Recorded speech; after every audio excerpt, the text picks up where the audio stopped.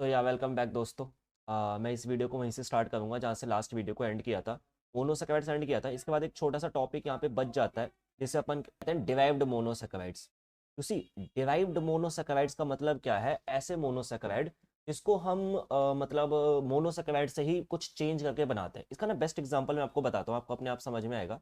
जैसे याद करो, इसका पहला एग्जांपल होता है डीऑक्सी शुगर।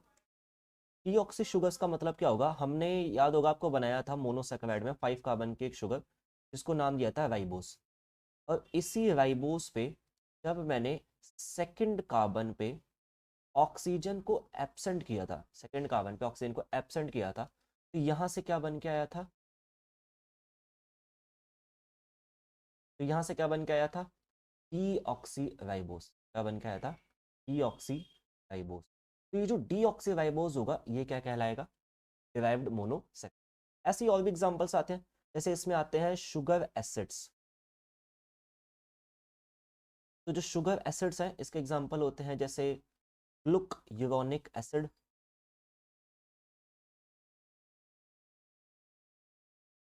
ठीक है। अच्छा, नेक्स्ट थर्ड एग्जांपल्स में इसमें हम लिखते हैं शुगर एल्कोहल। तो शुगर एल्कोहल में यहाँ पे एग्जांपल बैठते हैं जैसे ग्लिसरॉल। एग्जांपल बैठ जाएगा ग्लिसरॉल। अब देखिए, इसमें ये तो नॉर्मल चीज़ें, कुछ है जो बहुत ज़्यादा इंपॉर्टेंट होता है इसमें, वो मैं आपको बताता हूँ नेक्स्ट। चलिए, तो जो नेक्स्ट है वो बहुत इंपॉर्टेंट होता है, जिसमें सबसे पहले आते हैं अमीनो शुगर। ठीक है, अमीनो शुगर्स में एग्जांपल आता है वेरी वेरी इंपॉर्टेंट,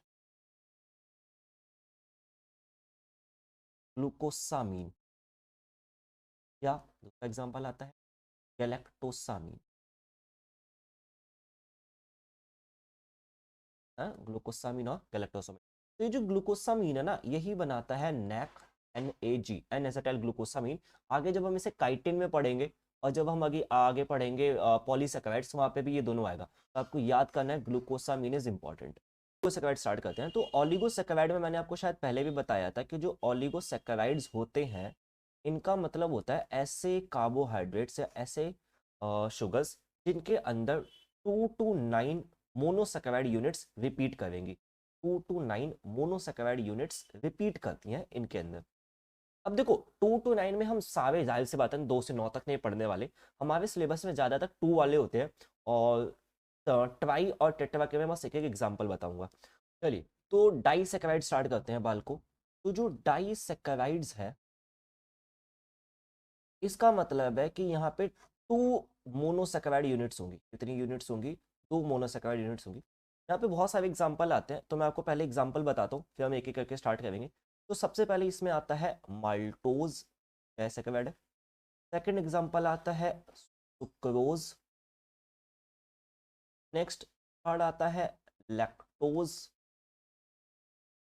फोर्थ आता है सेलोबायोज।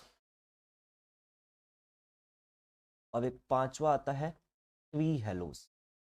देखो, आप सोच रहे होगे कि ये तीन एक साथ और दो एक साथ लिखे हैं, क्योंकि ये जो तीन लिखे हैं ना ये थोड़े ज़्यादा इंपॉर्टेंट होते हैं, इसको हम डिटेल में पढ़ेंगे।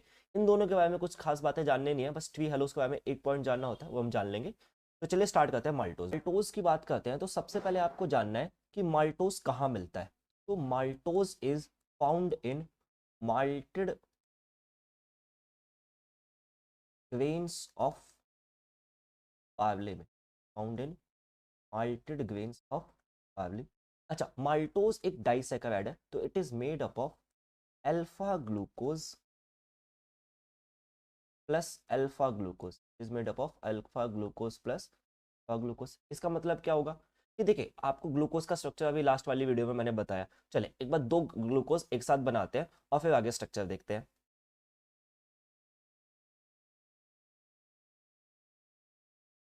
तो स्ट्रक्चर का नंबरिंग कर लेते हैं। मान लीजिए first carbon, second carbon, third carbon, fourth carbon, last में ये फिफ्थ। और फिफ्थ के ऊपर कौन सा कार्बन होगा? कार्बन यहाँ पे भी होगी। 1 3 4 5 और 5। अब देखो, अल्फा है तो OH नीचे होगा दोनों में, तो यहाँ पे फोर्थ में तो OH नीचे होता ही है। चलिए, अब आपको याद होगा थर्ड पोजीशन पे OH की पोजीशन उल्टी होती है, वो सब मोनोसेकेराइड्स में देखेंगे। यहाँ पे हमें बॉन्डिंग की बात करी है। तो देखो, जब हम बॉन्डिंग की बात करते हैं बाल को यहाँ पे, तो हमें ना एक बॉन्ड बनाना है यहाँ पे। That bond name is very important, that bond is called as alpha 1 to 4 glycosidic bond, जो बॉन्ड ग्लूकोज और ग्लूकोज के बीच में बनेगा, that bond is called as alpha 1 to 4 glycosidic bond. अब आपको दिख रहा है कि जो फर्स्ट पोजीशन पे OH है ये, और जो फोर्थ पोजीशन पे OH है, ये दोनों आमने सामने। और केमिस्ट्री में शायद आपने कई बार सुना होगा कि जब हमें बॉन्ड्स बनाने होते हैं तो हम वाटर रिमूव करते हैं। तो एक हाइड्रोजन यहाँ से ले लिया, सेकेंड हाइड्रोजन यहाँ से ले लिया, और इसको क्या कर दिया बाहर, इसको क्या कर दिया बाहर। इसको बाहर करने के बाद अल्टीमेटली क्या स्ट्रक्चर बचा मेरे पास, देखो कुछ ऐसा बचा होगा। तो देखो अब याद होगा आपको कि यहाँ पे ऑक्सीजन था और वहाँ पे OH था, तो OH तो हट चुका है यहाँ पे ऑक्सीजन के साथ, और वहाँ यहाँ पे ऑक्सीजन के साथ हाइड्रोजन था, वो हट चुका है। तो अब अल्टीमेटली फर्स्ट और फोर्थ के बीच में एक ऑक्सीजन बच गया है। तो that's why this is called as alpha 1 to 4 glycosidic bond. और इसी को हम COC बॉन्ड भी कहेंगे, इसी को हम एक बॉन्ड और क्या कह सकते हैं, COC बॉन्ड, क्योंकि ये कार्बन है, ये भी कार्बन है, और इनके बीच में क्या है, ऑक्सीजन। तो माल्टोज के बारे में ये बात आपको जाननी है। अच्छा, जब हम सेकंड शुगर की बात करते हैं तो सेकंड शुगर क्या क्या नाम था बालको, सुक्रोज। सेकंड शुगर का क्या नाम था, sucrose. Now sucrose is also called as invert sugar, it is also called as invert sugar. Sucrose is also called as table sugar, sucrose is also called as table sugar. अच्छा, इसको table sugar क्यों कहते हैं, क्योंकि जो sugar हम normally खाते हैं वो क्या होती है, सुक्रोज। इसका फॉर्मूला भी आपने सुना होगा, C12H22O11। इसको जस्टिफाई करते हैं क्योंकि जाहिर सी बात है ये एक डाइसैकेराइड है, तो it is made up of glucose plus fructose, it is made up of glucose plus fructose. अब देखो ग्लूकोज प्लस फ्रक्टोज की मैं बात करूं तो जाहिर सी बात है ग्लूकोज C6H12O6 होगा, फ्रक्टोज भी C6H12O6 होगा, और इन दोनों को जब मैं ऐड करता हूं तो यहां से तो C12H24 और O12 आता है, जबकि फॉर्मूला तो क्या है, C6H12 C12H22O11। और आपको याद हो कि अभी जब मैंने ग्लाइकोसिडिक बॉन्ड बनाया दो मोनोसेकेराइड को जोड़ के, तो हमने यहां से बाहर क्या निकाला था, वाटर। हमने यहाँ से बाहर क्या निकाला था, वाटर। तो जाहिर सी बात है इस मॉलिक्यूल में से आपको बाहर क्या निकालना है, वाटर। और जब आप इसमें से वाटर को बाहर निकालेंगे तो ये जो H है, इसमें से वाटर में से 2 हाइड्रोजन गए तो ये 22 हो जाएगा, इसमें से एक ऑक्सीजन गया तो ये कितना हो जाएगा, 11। तो अल्टीमेटली फॉर्मूला क्या बना, C12H22 और O11। अच्छा, इसके बाद में सुक्रोज के बारे में एक चीज और जाननी होती है कि क्योंकि जो सुक्रोज है इसमें ग्लूकोज और फ्रक्टोज मिल जाते हैं, तो सुक्रोज के अंदर कोई भी फ्री एल्डिहाइड या कीटोन ग्रुप अब अवेलेबल नहीं है, is not available, is not available. और क्योंकि इसके पास कोई भी फ्री एल्डिहाइड या कीटोन ग्रुप अवेलेबल नहीं होता, इसलिए हम सुक्रोज को कहते हैं sucrose is non reducing, sucrose is non reducing sugar. तो ऐसा कोई भी डाइसैकेराइड जिसके अंदर फ्री एल्डिहाइड या कीटोन अवेलेबल होगा, जैसे माल्टोज या लैक्टोज, इसको हम कहेंगे रिड्यूसिंग। लेकिन सुक्रोज के अंदर ग्लूकोज और फ्रक्टोज मिला हुआ है, तो ग्लूकोज का एल्डिहाइड बॉन्ड बना रहा है और फ्रक्टोज का कीटोन ऑलरेडी बॉन्ड बना रहा है, तो फ्री ग्रुप अवेलेबल नहीं है, इसलिए इसको कहते हैं नॉन रिड्यूसिंग शुगर। आपको अच्छे से याद करना, it is very important. Sucrose को इनवर्ट शुगर क्यों कहते हैं, क्योंकि इसको डाइजेस्ट करने के लिए हमारे शरीर में जो एंजाइम मिलता है, इसका नाम है इनवर्टेज, ना, इनवर्टेज एंजाइम डाइजेस्ट करता है, इनवर्ट कहते हैं। अच्छा, नेक्स्ट तीसरी शुगर की हम बात करते हैं बाल को। तीसरी शुगर इज लैक्टोज, तीसरी शुगर इज लैक्टोज। और आपको याद करना है लैक्टोज इज मिल्क शुगर, जाहिर सी बात है किसमें मिलेगी, मिल्क में। अच्छा, मिल्क शुगर के बाद lactose, it is made up of glucose plus galactose, it is made up of glucose plus galactose, ये आपको याद करना है। अच्छा, इसके अलावा एक चौथी शुगर भी है। अच्छा, लैक्टोज भी सिर्फ ग्लूकोज और गैलेक्टोज के, और आपको याद हो कि ग्लूकोज और गैलेक्टोज में अंतर क्या होता है, दोनों ही एल्डिहाइड है, बस दोनों एपीमर है, याद आ रहा है, गैलेक्टोज और mannose are epimer of glucose. C2 और C4 कार्बन पे OH और हाइड्रोजन की पोजीशन चेंज हो जाती थी। अगर आपको नहीं समझ आ रहा तो बायोमोलिक्यूल्स की जो मोनोसैकेराइड वाली वीडियो है उसको जाके देखें, लिंक आपको डिस्क्रिप्शन में मिल जाएगा। चलिए, लैक्टोज इज मिल्क शुगर। एक चौथी शुगर भी है जिसका नाम है सेलोबायोस, ये इतनी इंपॉर्टेंट नहीं है बिकॉज ये ह्यूमंस में नहीं मिलती, ये प्लांट्स में मिलती है। और एक पांचवी है, दैट इज ट्री हेलोज। देखो ट्री हेलोज इंपॉर्टेंट नहीं है, बट इसका बारे में ना एक सवाल आ रखा है कि it is found in haemolymph of insects, it is found in haemolymph of insects. क्योंकि ये वहां पे मिलती है, तो एक बार कॉकरोच में इसमें सवाल आया था, तो आप इतना जान सकते हैं। बाकी तो मेरे हिसाब से और कोई डाइसैकेराइड में आपको जानने की कोई खास आवश्यकता नहीं है। स्ट्रक्चर माल्टोज का आपको अच्छे से याद करना है, क्योंकि माल्टोज में अल्फा 1 to 4 ग्लाइकोसिडिक बॉन्ड पाया जाता है और वो आपसे पूछा जाता है एग्जाम्स में। सेकंड आता है ट्राइसैकेराइड्स। देखो ट्राइसैकेराइड्स में फिर से कहूँगा इंपॉर्टेंट नहीं है, बट आप बस हल्का हल्का एक एग्जाम्पल जान सकते हैं कि होता है रेफिनोज। बस एक एग्जाम्पल बताऊंगा मैं इसका भी, और एक एग्जाम्पल मैं आपको बताऊंगा टेट्रासैकेराइड्स का भी, और वो एग्जाम्पल है स्टेकियोज या स्टेकायोज, जो भी आप कहना। हालांकि एग्जाम्स में कभी पूछा नहीं जाता, बट आप एग्जाम्पल एग्जाम्पल जान सकते हैं। With this note let's start with polysaccharides. To see polysaccharides, आपसे नाम से आप नाम से ही समझ पा रहे होंगे। पॉली मतलब बहुत सारे, सैकेराइड्स का मतलब यूनिट्स, उसकी मतलब मोनोमर्स की यूनिट्स, मोनोसैकेराइड्स की यूनिट्स। यहाँ पे बहुत सारे सैकेराइड्स पाए जाएंगे। अच्छा, now polysaccharides is divided into two classes. First is homopolysaccharide और सेकंड इज हेटेरोपॉलीसैकेराइड। देखो होमो और हेटेरो काफी इजी है याद करना, बिकॉज होमो मतलब सेम टाइप की मोनोमर पाया जाए, सेम टाइप का मोनोसैकेराइड हुआ, जबकि यहाँ पे डिफरेंट टाइप्स के होंगे।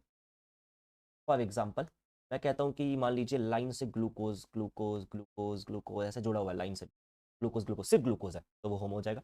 लेकिन मैं कहता हूँ कि यहाँ पे मान लो ग्लूकोज है, फिर कुछ देर बाद फ्रक्टोज आ गया, फिर ग्लूकोज आ गया, फिर गैलेक्टोज आ गया, मतलब कुछ कुछ अलग अलग आया जा रहा है, तो वो क्या हो जाएगा, जाहिर सी बात है हेटेरोपॉलीसैकेराइड हो जाएगा, हेटेरोपॉलीसैकेराइड।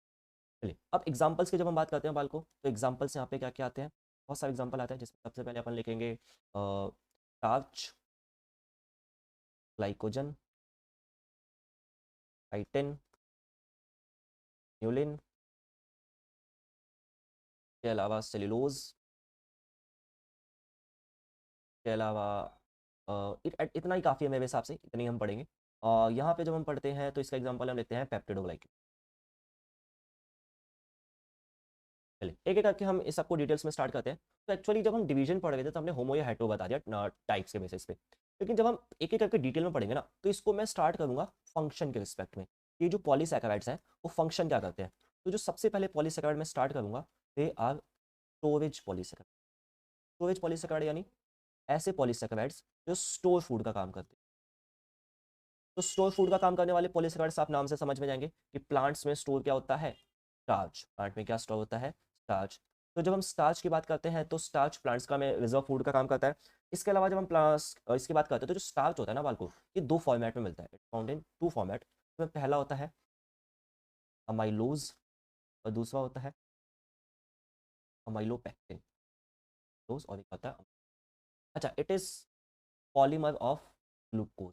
तो यहाँ पे लगातार सिर्फ और सिर्फ क्या मिलेंगे, ग्लूकोज। होमोपॉलीसैकेराइड था तो सिर्फ ग्लूकोज मिलेगा।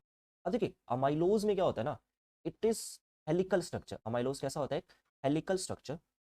और अमाइलोज जो होता है ये अनब्रांच्ड होता है। अमाइलोज कैसा होता है, अनब्रांच्ड। और इस 2000 अल्फा ग्लूकोज पाया जाता है, लगभग एक एक हेलिक्स में 2000 अल्फा ग्लूकोज पाया जाता है। और ये अल्फा ग्लूकोज आपस में इन बॉन्ड्स की मदद से जुड़े भी होंगे, हेलिक्स आपस में जुड़ा होगा। जबकि जब हम अमाइलोपेक्टिन की बात करते हैं तो इट इज स्ट्रेट चेन होती है, it is straight chain, but ये ब्रांच्ड होगी, है ना, स्ट्रेट है पर ब्रांच्ड होगी। It is straight chain but it is branched. और जब हम ब्रांचिंग की बात करते हैं तो यहाँ पे जो ब्रांचिंग होती है, जैसे मान लीजिए ग्लूकोज लगे हुए हैं 3 4 5, ऐसे बहुत सारे ग्लूकोज लगे हुए हैं। तो जैसे ही मान लीजिए 1 2 3 4 5, यहाँ मान लो 24 25 26 ऐसे ग्लूकोज लगे लाइन से बहुत सारे। तो ये जो 25th ग्लूकोज है ना, इससे एक ब्रांच निकल जाएगी। क्या निकल जाएगी, एक ब्रांच। अब हम कहते हैं कि इसमें जो बॉन्डिंग होती है, तो ये आपने अभी देखा डायग्राम कि तो ग्लूकोज और ग्लूकोज के बीच में जब मैंने बॉन्ड बनाया तो वो कौन सा था, अल्फा 1 to 4 बॉन्ड। क्या था, अल्फा 1 to 4। यानी जब लीनियर चेन है तो उसमें बॉन्ड कौन सा होगा, अल्फा 1 to 4। लेकिन जैसे ही बनेगी ब्रांच, जैसे ही क्या बनेगी, ब्रांच, तो ब्रांच में बॉन्ड चेंज हो जाता है, वो जाता है अल्फा 1 to 6। बॉन्ड कौन सा हो जाता है, अल्फा 1 to 6। एक पॉइंट आपको याद करना है कि जो पी होती है इसमें 98% अमाइलोज मिलता है। 98% क्या मिलता है, अमाइलोज। अच्छा, स्टार्च के बारे में एक पॉइंट आपने बचपन में एक्सपेरिमेंट किया होगा अपने स्कूल लैब्स में। कराया जाता है कि स्टार्च जो होता है पॉजिटिव आयोडीन टेस्ट देता है। तो जो ब्लू कलर का आयोडीन होता है, ब्लू या वायलेट जो भी आप कहना चाहें, ये स्टार्च के जो हेलिक्स है ना, इसमें जाके ट्रैप कर जाता है ना। जो आयोडीन होता है वो जाके इसमें क्या कर जाता है, ट्रैप। इसलिए स्टार्च एक पॉजिटिव आयोडीन टेस्ट देता है, स्टार्च एक positive iodine test. Second storage polysaccharide है, इसका नाम है ग्लाइकोजन। अब आपको पता होगा कि जो स्टार्च है वो स्टोर करते थे प्लांट, और ग्लाइकोजन कौन स्टोर करते हैं, एनिमल्स। और एनिमल्स में भी मैं ह्यूमंस की बात करूँ तो हमारे अंदर स्टोर होता है ये लिवर में और स्केलेटल मसल, लिवर में और स्केलेटल। अच्छा, अब एनिमल्स में ये स्टोर होता है, तो it is also a polymer of glucose, ये भी किसका पॉलीमर है, ग्लूकोज का। It is straight and branched, straight chain and branch, मतलब एक लंबी सी चेन होगी और वो कैसा होगा, स्ट्रेट मतलब लीनियर है ना, स्ट्रेट से मेरा मतलब यहाँ पे लीनियर है, मत कहना कि भैया स्ट्रेट तो ब्रांच नहीं होता, मेरा मतलब यहाँ पे एक लीनियर चेन है, हेलिक्स कम मिलते हैं यहाँ पे, हालांकि हेलिक्स भी मिलते हैं बट बेटर इज स्ट्रेट। अच्छा, तो जब हम बात करते हैं ब्रांच की, तो जब हम ग्लाइकोजन का स्ट्रक्चर एंजाइम में देखा है, अगर ध्यान से देखें तो वहाँ पे क्या मान लीजिए,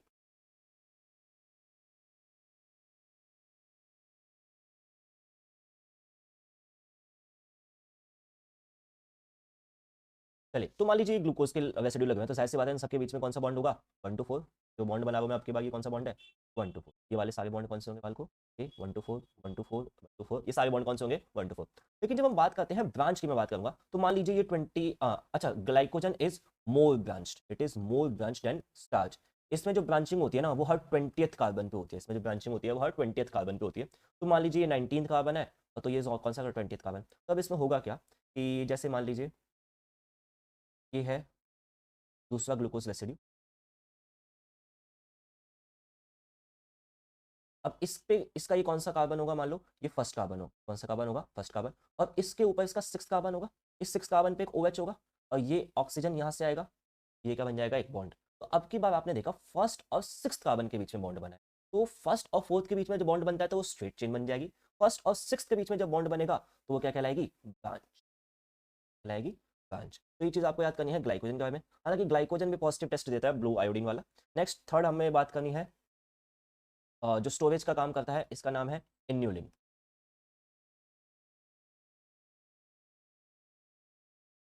तो देखिए जो इन्यूलिन है ये भी स्टोरेज पॉलीसेकेराइड का ही काम करता है, ये एक्चुअली ज्यादा पाया नहीं जाता, ये रूट्स में पाया जाता है, दहलिया प्लांट के रूट्स में, roots of dahlia plant, dahlia plant के रूट्स में ये मिलता है, पहली बात। अच्छा, इसके अलावा जो इन्यूलिन है ना, ह्यूमंस का ना, एक बात याद करना है आपको कि it is not metabolised by human digestive system. तो हमारा जो डाइजेस्टिव सिस्टम है वो इसको ना तो मेटाबोलाइज करता है, ना हमारा डाइजेस्टिव सिस्टम इसको प्रोड्यूस, मतलब हमारा शरीर इसको ना बनाता है ना मेटाबोलाइज करता है। अच्छा, inulin is polymer of fructose, अभी तक हमने जितने पॉलीमर बने सब किस चीज के थे, ग्लूकोज के, अब ये किसका है, फ्रक्टोज का, इसलिए हम इसको फ्रक्टन भी कहते हैं। जो पॉलीमर ग्लूकोज के होते हैं उसे ग्लूकन कहते हैं, और जो फ्रक्टोज के पॉलीमर होते हैं उसे फ्रक्टन कहते हैं। अच्छा, इन्यूलिन अब हमारा शरीर ना बनाता है, तो इसको यूज किया जाता है, इसका एक एप्लीकेशन है, it is used as estimation of GFR, used in estimation of GFR. Now what is GFR? GFR की फुल फॉर्म होती है glomerular filtration rate. Now what is glomerular filtration rate? आपने शायद पढ़ा होगा कि जो हमारी किडनीज होती हैं उनका काम होता है ब्लड को फिल्टर करना।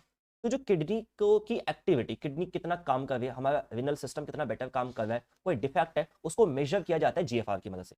अब GFR कैसे बनाएंगे, मान लो ये एक ह्यूमन बॉडी है ना, इस ह्यूमन बॉडी में ना तो मैं कह रहा हूँ, ना तो इस ह्यूमन बॉडी में इन्यूलिन बनेगा ना तो सिक्रीट होगा, तो इस ह्यूमन बॉडी को अगर मैं 100 mg या 100 क्वांटिटी में इन्यूलिन देता हूँ, mg शायद ज़्यादा हो गया, और तो इसको आइडियली कितना बाहर सिक्रीट कर देना चाहिए, मतलब किडनी जो है प्रॉपर 100 लेके, किडनी को 100 मैंने दिया, किडनी 100 के 100 फिल्टर करके कहाँ दे देगी, यूरिन में, ये कहाँ पे आ जाना चाहिए, यूरिन में। लेकिन मान लो एक पेशेंट है जिसके अंदर जो इन्यूलिन है वो 100 mg ना आके उसमें सिर्फ 90 mg आए, 90 आया, 90 mg, हाँ, यानी उसकी जो किडनी है एक्चुअली में वो प्रॉपर एब्जॉर्प्शन नहीं कर पा रही, उसकी किडनी जो है पूरी तरीके से एब्जॉर्प्शन, मतलब उसकी किडनी जो है पूरी तरीके से फिल्ट्रेशन नहीं कर पा रही। अगर फिल्ट्रेशन नहीं कर पा रही तो कुछ इन्यूलिन यहीं पे ट्रैप हो जा रहा है, कुछ इन्यूलिन यहीं पे ट्रैप हो जा रहा है, तो हम कहेंगे कि GFR में कुछ इशू है जिसकी वजह से किडनी में इशू है। तो हम एस्टिमेशन ऑफ GFR में यूज करते हैं इन्यूलिन को, आपको अपने लेवल पे इतना याद रखना है। स्ट्रक्चरल पॉलीसेकेराइड, उसी स्ट्रक्चरल से आप नाम से समझ पा रहे होगे कि कोई ऐसी चीज जो स्ट्रक्चर बनाएगी। तो स्ट्रक्चर हम यहाँ पे बात कर रहे हैं सेल वॉल की, और इसमें सबसे पहला एग्जांपल आता है सेल्यूलोज। सबसे पहला एग्जांपल क्या आएगा बाल को, सेल्यूलोज। देखो आपको पता होगा cellulose is found in plant cell wall, found in cell wall. Cellulose is also a polymer of glucose, it is also a polymer of glucose. इसके बारे में एक इंपॉर्टेंट पॉइंट ये जानना है कि it is a unbranched polymer, यहाँ पे कोई भी ब्रांचिंग मिलती, ये एग्जैक्टली स्ट्रेट है, वो मैं स्ट्रेट कह रहा था, स्ट्रेट का मतलब वहां पे लीनियर था, यहाँ पे स्ट्रेट का मतलब है प्रॉपर स्ट्रेट होगा, इसमें कोई भी ब्रांच नहीं मिलेगी, अनब्रांच। और एक सेल्यूलोज के मॉलिक्यूल में लगभग 6000 बीटा ग्लूकोज रेसिड्यूज मिलते हैं, है ना। अच्छा, इसके अलावा सेल्यूलोज के बारे में एक पॉइंट और आपको जानना है कि जो सेल्यूलोज है ये it is most abundant organic substance in biosphere. तो पूरे बायोस्फीयर में सबसे ज्यादा पाए जाने वाला ऑर्गेनिक सब्सटेंस क्या होता है? सेलुलोज। और आपको पता होगा कि नेचुरली जो कॉटन होती है इसमें बहुत सारा सेलुलोज होता है, तो उसमें लगभग 90% क्या मिलता है? सेलुलोज। इसके अंदर कॉटन में। और इसके अलावा हम आर्टिफिशियली भी सेलुलोज को काफी यूज करते हैं, जैसे आपने सुना होगा सिल्क बनाया जाता है इससे। इवन जो आइसक्रीम होती है उसमें इमल्सिफाइंग एजेंट्स के में यूज किया जाता है, पेपर में यूज किया जाता है, और भी कई काम है जो सेलुलोज की मदद, सेलुलोज में जिसको में हम यूज करते हैं। तो ये हुआ सेलुलोज। अच्छा, सेलुलोज के बाद में जो सेकंड स्ट्रक्चरल पॉलीसेकेराइड है इसका नाम है बालको काइटिन। इसका क्या नाम है? काइटिन। अच्छा, chitin is called as fungal cellulose. It is called as fungal cellulose. क्यों कहते हैं इसे फंगल सेलुलोज? क्योंकि जो काम प्लांट्स में सेलुलोज करता है वही काम फंगस में क्या करता है? काइटिन। तो क्या काम करेगा? Cell wall of fungus. क्या बनाएगा ये? Cell wall of fungus. अच्छा, chitin basically it is made up of NAG। तो इट इज होमोपॉलीसेकेराइड था NAG। NAG क्या था? N acetyl glucosamine. It is N acetyl glucosamine. It is N acetyl glucosamine. इसके अलावा एक चीज और याद करना है, it is second most abundant. First most abundant क्या था? सेलुलोज। और सेकंड मोस्ट अबंडेंट क्या है?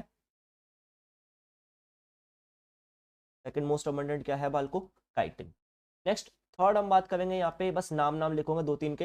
हेमी सेलुलोज, सेलुलोज का आधा भाई है। चौथा आपको याद करना है इसमें एक पैक्टिन। क्योंकि जो पैक्टिन होता है ये याद करना, हम एनाटॉमी में भी पढ़ते हैं, पैक्टिन जहां पे भी आता है ना ये बेसिकली फ्लेक्सिबिलिटी प्रोवाइड करवाता है। इसका बस एक ही पॉइंट याद करना है कि ये जहां भी आएगा फ्लेक्सिबिलिटी। ये बेसिकली जो सेल है ना, इन सेल्स के बीच में ऐसे डिपॉजिट्स होता है कॉर्नर्स में, और सेल्स के बीच में फ्लेक्सिबिलिटी आती है, कंपेरेटिवली बेटर सेल्स होते हैं। नेक्स्ट, एक पांचवा याद करना है पेप्टिडोग्लाइकेन। क्या याद करना है? पेप्टिडोग्लाइकेन। तो आपको याद होगा पेप्टिडोग्लाइकेन जो होता है it is found in cell wall of bacteria. It is found in cell wall of bacteria. और देखो पेप्टिडोग्लाइकेन के दो पार्ट है, पेप्टाइड पार्ट और ग्लाइकेन पार्ट। तो पेप्टाइड पार्ट्स में जाहिर सी बात है क्या मिलेंगे? Amino acids. ग्लाइकेन पार्ट में दो चीजें मिलती हैं, एक इसमें मिलता है नैक जो भी थोड़ी देर पहले पढ़ा, और एक इसमें मिलता है नैम। नैम तो वही, नैक तो वही है जो भी थोड़ी देर पहले पढ़ा, एन एसेटाइल ग्लूकोसामीन। जबकि नैम क्या है? N acetyl muramic is N acetyl muramic acid. तो ये हुआ पेप्टिडोग्लाइकेन। चलिए आगे देखते हैं। तो विद दिस नोट यहाँ पे हमारा जो स्ट्रक्चरल पॉलीसेकेराइड है वो एंड होता है। एक तीसरा पॉलीसेकेराइड भी बचा हुआ है जिसको हम कहते हैं mucopolysaccharide. They are called as mucopolysaccharide. वैसे आपको अगर याद हो कि जो टिश्यूज होते हैं, एनिमल टिश्यूज, एपिथेलियल टिश्यू के नीचे एक बेसमेंट मेम्ब्रेन मिलती है, a cellular membrane. It is also made up of mucopolysaccharide, याद होगा आपको तो। ठीक है, चलिए। तो जो म्यूकोपॉलीसेकेराइड है इसके सिर्फ एग्जांपल याद करना है, ये जाहिर सी बात है म्यूकस फॉर्मेशन में मदद करेंगे। इसके कुछ एग्जांपल है, जैसे इसमें आता है कॉन्ड्रोइटिन सल्फेट। इसके अलावा इसमें आता है हेपेविन। हेपेविन इज इंपॉर्टेंट। हेपेविन क्या है? It is natural anti coagulant. It is natural anti coagulant. तो जाहिर सी बात है ये क्या करेगा? ब्लड को जमने से रोकेगा। इसके अलावा यहाँ पे आता है hyaluronic acid. This is important, hyaluronic acid. जब हम रिप्रोडक्शन वाले चैप्टर पढ़ते हैं तो उसमें हम कहते हैं कि जो स्पर्म होता है इसके ऊपर एक लेयर पाई जाती है यहाँ पे जिसे हम कहते हैं acrosome layer. This layer is called as acrosome. तो इस एक्रोसोम में कुछ एंजाइम्स पाए जाते हैं जो ओवम को पेनिट्रेट करने में मदद करते हैं, और इसी में एक एंजाइम होता है हाइलुरोनाइडेज, वो इस हाइलुरोनिक एसिड को तोड़ता है। तो आपको याद करना ये। अच्छा, कॉन्ड्रोइटिन सल्फेट हो गया, हेपेविन हो गया, और हाइलुरोनिक। इसके अलावा और भी पाए जाते हैं, केराटिन सल्फेट मिलता है, केराटिन मिलता है, वो सब उतना इंपॉर्टेंट नहीं है। बस आपको याद करना है कि ये जो कॉन्ड्रोइटिन सल्फेट है ना, बेसिकली ये और इसके एक आध भाई बहन और होते हैं, डलमेटन सल्फेट, केराटिन केराटिन सल्फेट। ये सब क्या करते हैं? ये बनाते हैं GAGs। ये क्या बनाते हैं? GAGs। What is GAG? GAG is glyco amino glycans, glycoaminoglycans. Basically ये ग्लाइकोएमिनोग्लाइकेंस जो होते हैं ये म्यूकोपॉलीसेकेराइड का ही दूसरा नाम है, और ये हमारे, जैसे मैं कहता हूँ, ये दो जॉइंट, दो हड्डियों के बीच में जॉइंट है। अब जब जॉइंट मूव करेगा, हड्डी मूव करेगी, तो दो हड्डी के बीच में फ्रिक्शन होगा। क्या होगा? दो हड्डियों के बीच में फ्रिक्शन। इस फ्रिक्शन को बचाने के लिए, रोकने के लिए हमारे शरीर में पाया जाता है साइनोवियल फ्लूइड। Synovial fluid. और ये साइनोवियल फ्लूइड किस चीज का बना होता है? जीएजीज का। किसका बना होता है? जीएजीज। जीएजीज बोले तो ग्लाइकोएमिनो ग्लाइकेंस। और साइनोवियल फ्लूइड का काम क्या है? इट रिस्ट्रिक्ट या decrease friction, it decrease. So with this note, I end with polysaccharide and also carbohydrates. तो काफी बड़ा टॉपिक था, है ना। बायोमोलिक्यूल्स ऑफ एनर्जी चैप्टर भी बहुत कॉम्प्लेक्स है, मैंने आपको शुरू में भी बताया था। तो इसको वीडियो में कुछ हो सकता है कि आपको कुछ पॉइंट समझ में ना आए हो, तो एक्चुअली क्योंकि चैप्टर कॉम्प्लेक्स है इसलिए फर्स्ट टाइम में चीजें बेटर समझ नहीं आ पाती। तो आपको रिकमेंड करूंगा जो चीज समझ में ना आई उसको फिर देखें। आप 2 या 3 बार सेम चीज देखोगे, आई गारंटी आपको 100% सेम चीज समझ में आ जाएगी। इसके बावजूद आपको लगता है कि नहीं समझ आई, तो मेरे को कमेंट करें, मैं नेक्स्ट वीडियो में उस पार्ट को दोबारा से कवर करूंगा मोर एलैबोरेट और मोर बेटर वे में। For more quality content subscribe to my channel. Thank you so much.